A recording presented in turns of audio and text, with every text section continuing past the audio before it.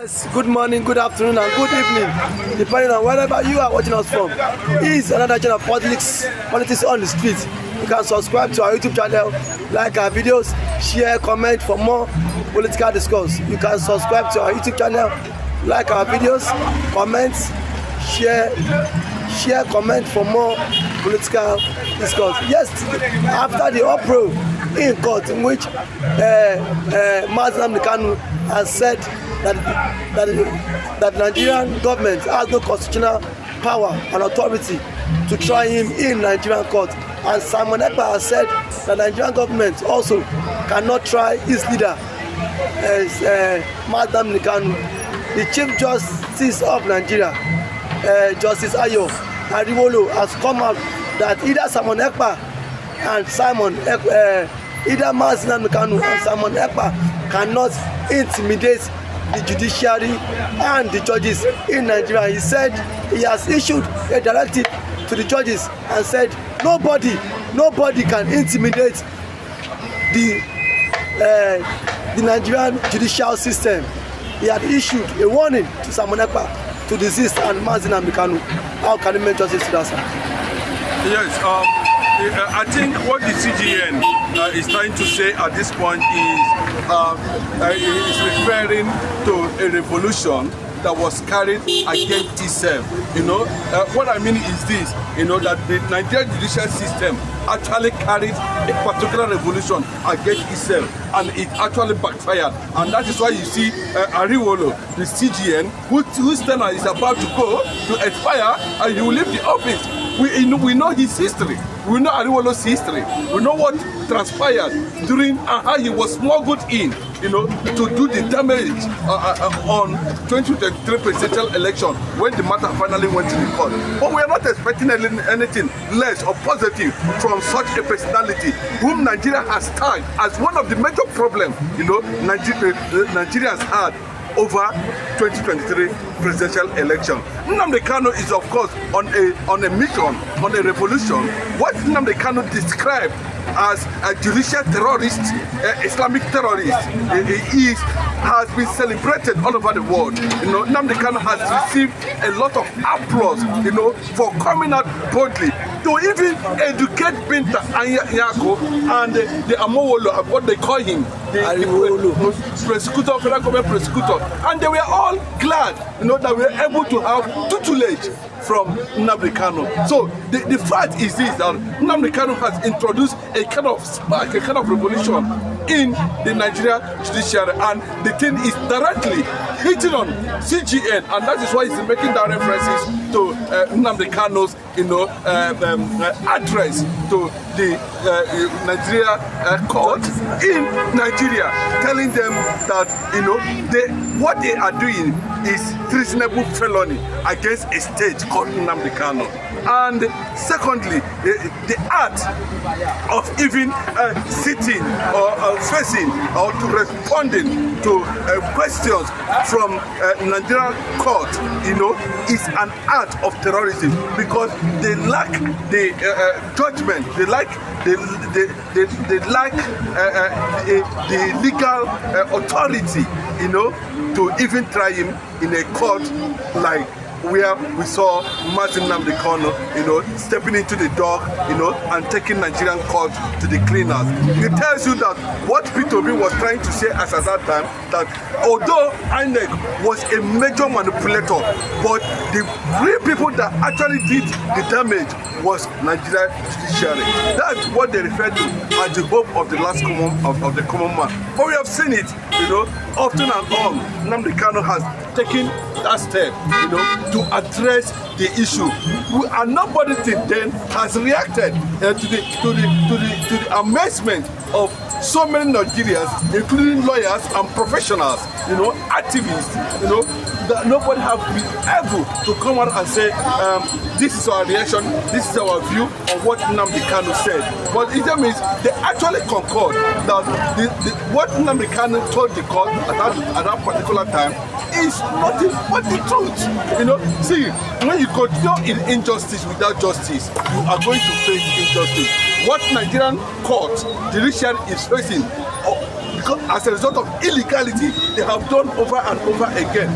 It's backfiring to them, and it is coming out. It is coming in form of, you know, injustice, and that's why you see the reaction, you know, coming from different quarters, including the Nigerian Bar Association, including the Judicial Commission. Everybody has been unsettled because of the adventure that took place in the court that day. But now the chief judge has issued a directive to the judges and said that they should not be scared, that they should carry on with their normal business, and that Simon Ekpa cannot alone decide the fate of a matter in court, and that Simon Ekpa cannot threaten the Nigerian judicial system. Do you think Simon Ekpa and nnamdikanu are threatening the judicial system of Nigeria? Yeah, because a lot of people has been wondering, you know, the processes of which Nnamdi Kanu is facing trial, and subsequently the retrial process that started subsequently, you know, thereafter. So there has been reactions from loyalists and disciples and people who believe in what Nnamdi Kanu is doing, especially coming from Simon Ekpa, who have also took a stand and telling the whole world that what was unveiled in the court on that day was what the Nigerian government, the Islamic State, the Caliphate, the Northern Muslims, including championed by Sultan of Sokoto, and other Yoruba Islamic terrorists that call themselves lawyers in the judiciary, are trying to do. So Simon Ekpa was able to say that, you know, it was they uncovered the secret of why of the long trial, knowing fully well that there was nothing actually that the judiciary can actually hold on to try Nnamdi Kanu, because they themselves has contravened treaties. They have shot themselves in the leg. So what is actually holding Nnamdi Kanu there? It means there is more to it than the eye can see. So and that's the point that Simon Ekpa is trying to make in that regard. But let me tell you, when you talk about a revolution, you know, that is how it starts. And I think some certain lawyers and certain people who has advanced their knowledge in the legal world, I mean talking about legal luminaries, so to say, within the Nigerian context, have also faulted the process of continuous keeping Nnamdi Kanu in DSS custody without even taking him to trial, or without taking him to cell, or taking him to where he can have access to a better legal preparation and framework. So you can see all these things are there, and they are being threaded because the system, the people who are sitting on it, does not want the court, the law, to take its course. You know, it is very open. It is written, and which of course Nnamdi Kanu brought. We are Nigeria, we are signatories to some of these acts, charter, treaties, and showed it to all of, to the world, to the amazement of Binta in Yakob. So let me tell you, the quest for revolution has continued, and nobody is going to stop it. You know, I might borrow a word from then when the likes of Boloshenka, you know, was still, I'm going to say, having a better perspective of what freedom fighting is all about. You know, nobody is going to stop Biafra from coming. No spirit, no being. It is already there. It has been registered. It is in every Igbo, mass, and non-imposed within that territory. It is in their consciousness. You know. But we are sensing, we are seeing what is happening, you know, and the symbol of Igbo is in custody. It means that the consciousness of every Igbo, every Biafran all over the world is in custody, and it is not good because by doing that you are continue. What the federal government and the judiciary refuse to understand is that, you know, they are the one encouraging total disintegration of Nigeria by the act which the whole world has come out to condemn the process of retrial and trial of the supreme leader, the maximum king, nnamdikanu, who is being facing relentless military, media, judicial and economic attack on his personality and what he represents. But sir, do you think that the Nigerian judicial system and the judges are being influenced by some powerful individuals in this case between the Kanu and the federal government? That is why Kanu has not been released. Yeah, you cannot take it that way. Let me give you an instance what happened in America some time ago when the likes of George Washington, James Madison, if I can remember, Jefferson, John Jay, John Adams, Hamilton, and all the powerful figures as at that time that stood out against British colonization in America. You know, they were charged for treasonable felony, but they stood their ground and defeated the enemy.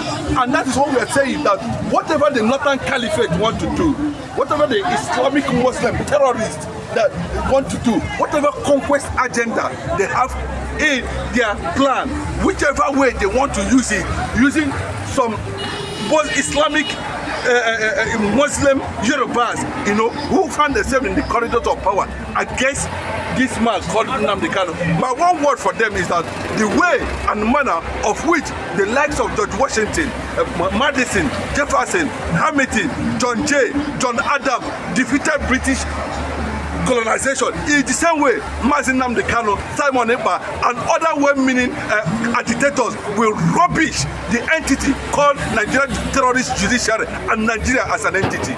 You've listened to our guest. They said the way John Madison defeated the American judiciary, it is the way Simon Ekpa would defeat Nigerian judicial system. You can subscribe to our YouTube channel. I said Nnamdikanu. Sorry, Simon Ekpa and Nnamdikanu would defeat Nigerian judicial system. You can subscribe to our YouTube channel, like our videos, share, comment for more political discourse. God bless you, my beloved. I remain the evangelist Biafra, the only evangelist of Biafra who speak the truth because I know the truth and understand the truth. And I will die by the truth. I will die in the truth in speaking the truth. The Bible says in the book of John, chapter 8, verse 32, for thou shalt know the truth and the truth will make you free. Now hear this. The CJN that is talking that Simon Ekpa should be arrested immediately For threatening Nigeria. Nigerian judiciary. Nigeria as a nation have tried, but let me not even go there for now. You, Mrs. CJN, are you not part of the people that put Nigeria in mess? E.g. Imo State, are you not the one that brought the nonsense, the mess that is going on in Imo State? Hope Uzodinma did not win election. Hope Uzodinma was fourth position. Are you not the one that wrote it under Buhari? Are you not the one that say Hope Uzodinma, the fourth person, is the one that won election? The first did not win, second did not win, third did not win. Then now the fourth and ninth win election. That brought the nonsense that is going on in Imo State. I am not surprised when you were appointed at the CJN. I'm not surprised because I know what happened in Imo State. You bring it to Nigeria. I'm not surprised. I am not surprised.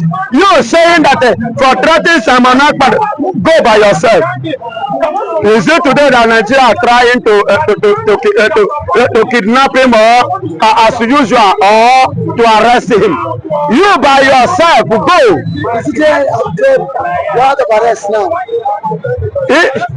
She don't need to drop it. She need to go. Action speaks louder than words. Let her go by herself. And if she goes there, and for her information and for the information of every Nigeria, America have told her, have asked her not to come. Can she travel to America? Yes, currently CJN now, can she travel to America? Can she travel? I put it to her. Okay, you must not know. You will not know. Let her travel to America. But Simon Ekpa is visiting America, Boko. There is nothing like purity.